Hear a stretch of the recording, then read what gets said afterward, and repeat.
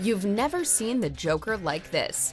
Welcome to WatchMojo, and today we're counting down our picks for the top 10 things Joker did right.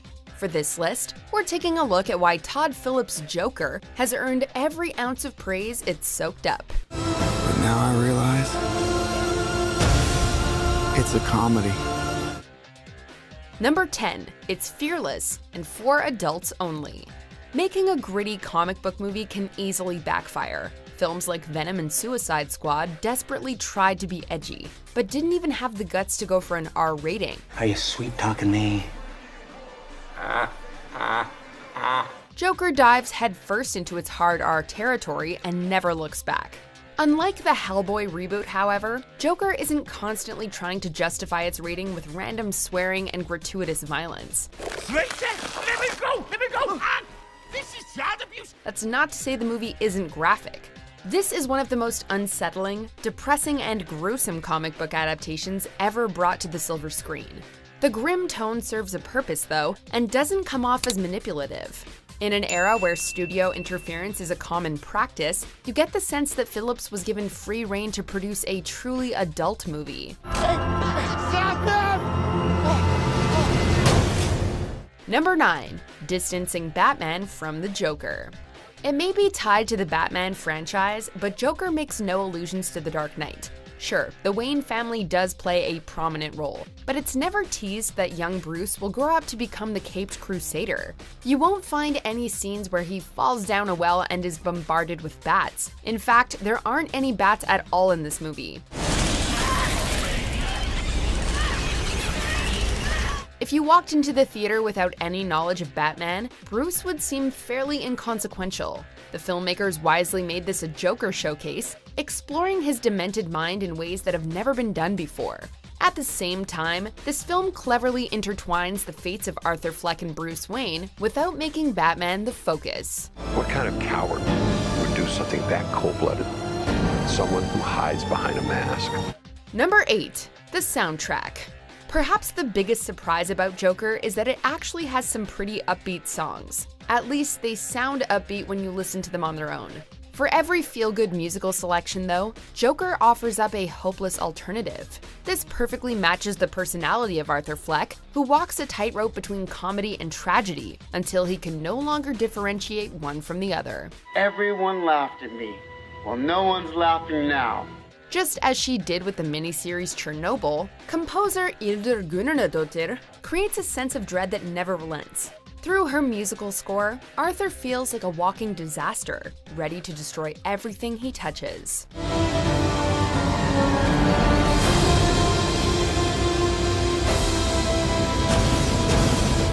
Number 7.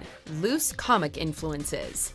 Don't go into this movie expecting to see the Red Hood origin story. Phillips and co-screenwriter Scott Silver have devised a wholly original backstory for the Joker, although they do take a couple of cues from classic Batman comics. Arthur's failed attempts at a stand-up career and troubled home life call the Killing Joke to mind. Arthur's big debut on Live with Murray Franklin is very reminiscent of the Joker's talk show meltdown in The Dark Knight Returns. Even when Joker borrows a page from existing material, the film always puts a unique spin on it. This isn't the supervillain we know from the comics, but the film's interpretation still gets to the core of what the Joker has always been: chaos incarnate.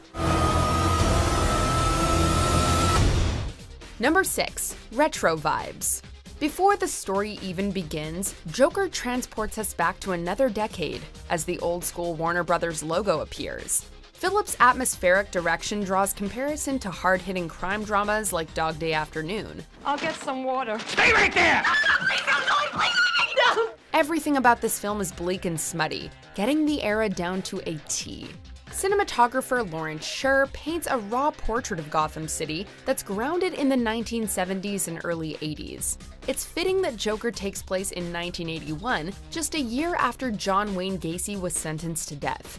Gacy was of course nicknamed the Killer Clown due to his day job. After watching this movie, those who lived through the Gacy trial can't help but have flashbacks to a time when clowns officially went from being funny to terrifying. Send in the clowns. Number 5. It keeps itself self-contained. In this day and age, movies oftentimes seem more concerned about laying the groundwork for further installments rather than simply telling a good story. This most notably applies to comic book movies, and DCEU is perhaps the most notorious example. Let's go home. It's incredibly satisfying and refreshing to see a mainstream Hollywood film based on a popular IP that's not part of a larger story or cinematic universe. Joker functions as a masterful standalone story, conveying everything we need to know about Arthur Fleck in just over 2 hours. Can you please stop bothering my kid? Sorry. It's a movie that we don't want a sequel to, but for all the right reasons. Like The Killing Joke, this movie works best as a one-off that can be analyzed and studied for years to come. What? Number 4. Real-life echoes. Although it takes place nearly 4 decades ago, this movie was made for contemporary audiences. Gotham is portrayed as a city torn down the middle, with tensions running higher every passing day. Gotham has lost its way. Protests snowball into riots, and the lower class are ready to declare war on the wealthy. Everyone is just looking for an excuse to get out their anger, making Arthur the most dangerous figure imaginable. Above all else, Joker is a haunting commentary on the links between violence and mental health. Are you having any negative thoughts? All I have are negative thoughts. While there's clearly something wrong with Arthur, society has turned its back on him. When we choose to ignore somebody like Arthur, though, the issue doesn't go away. It just continues to fester until finally the unspeakable happens. And maybe tomorrow. Number 3. Its ambiguous nature. People had their doubts about a Joker origin story, as the character's mysterious past is part of his appeal. One of the reasons the Joker gets under our skin is because we know so little about where he came from and what exactly drove him to madness. My mother always tells me to smile and put on a happy face.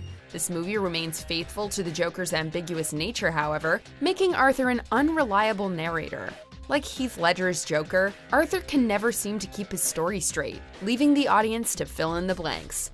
Unlike Ledger's take on the character, though, we get to delve deeper into Arthur's mind and see exactly what makes him tick. In the end, we may not learn everything about Arthur, but we know everything we need to. Is this a joke to you? Number 2. Scorsese meets DC. While Scorsese dropped out as a producer early on, his influence can be felt in every shot of Joker. Arthur is a perfect hybrid between Rupert Pupkin from The King of Comedy, Travis Bickle from Taxi Driver, and the clown prince of crime himself. Like Rupert, Arthur blurs the lines between fantasy and reality to the point where the audience isn't sure what to believe. Like Travis, Arthur is a social outcast who turns to violence in his search for purpose. Yet the film still brings out the colorful personality and twisted mindset that made the Joker special in the first place. I didn't know if I even really existed. But I do. Scorsese's harsh realism doesn't feel out of place in this environment. Phillips strikes a perfect balance between Scorsese's style and DC Comics lore. Is it just me? Or is it getting crazier out there? Number 1. Joaquin Phoenix's unique take on the Joker. Although several actors have played the Joker, each one has left a distinct signature. Nicholson portrayed the character as a deranged crime boss, while Ledger interpreted him as a domestic terrorist.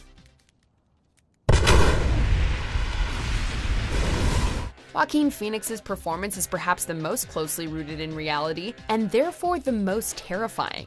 Arthur isn't so different from the psychopaths we frequently see plaguing the news. He's a lost soul who demonstrates why nothing is more lethal in this world than a madman with a handgun.